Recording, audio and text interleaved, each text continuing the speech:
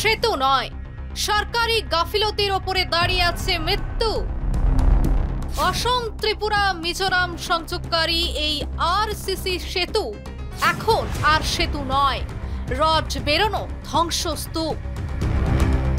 উন্নয়নের ঢাক বাজছে মন্ত্রীদের মুখে, আর বাস্তবে ঝুলছে রডের সেতু। ঘুমন্ত প্রশাসন, ঝুঁকিতে প্রাণ। কে নেবে এর দায়?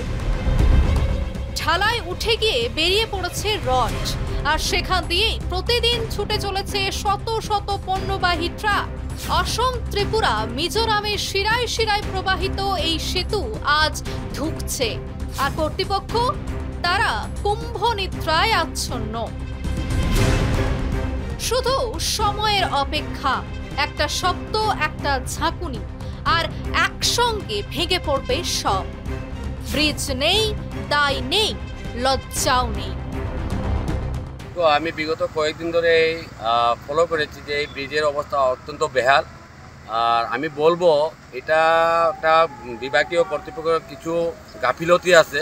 তথাপিও আমি আশাবাদী, যেহেতু আসাম সরকারের আমাদের মন্ত্রী আমাদের সমষ্টিতেই আছে, আবদার জানাবো যে অতি তাড়াতাড়ি যাতে এই ব্রিজটা যাতে মেরামতি হয়। কারণ এটা শুধু আমাদের স্থানীয় বাসিন্দার জন্য নয়, এটা আসাম তথা ত্রিপুরা তথা মিজোরামের একটা করিডোর ব্রিজ। একটা জাতীয় সড়কের সেতু, যেখানে প্রতিদিন হাজার হাজার মানুষ আর পণ্য চলাচল করছে, সেই জায়গায় রডের উপর দিয়ে গাড়ি চলবে? এটাই কি উন্নয়নের নমুনা? স্থানীয়রা চিৎকার করলেও NHIDCL এর টনক নড়ে না। স্থানীয়দের আশঙ্কা, বদরপুর গ্যামন সেতুর পুনরাবৃত্তি হবে এখানে।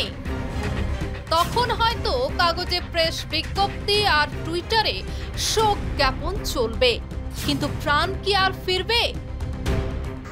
এই ব্রিজটার এখন দেখতে পাচ্ছি যে রড বাইরে হচ্ছে। গত 6 মাস আগে বিভাগীয় কর্তৃপক্ষ এগুলা কিছুটা একটা মেনটেনেন্স করছে, কিন্তু আমার মতে কাজগুলো সঠিকভাবে হয়নি, তাই আবারও জিনিসটা খারাপ হয়েছে। তাই আমি আমাদের শ্রদ্ধার আমার স্থানীয় বিধায়ক তথা আসাম সরকারের মন্ত্রী কৃষ্ণেন্দু পাল দাদাকেও আমি আবদার জানাবো।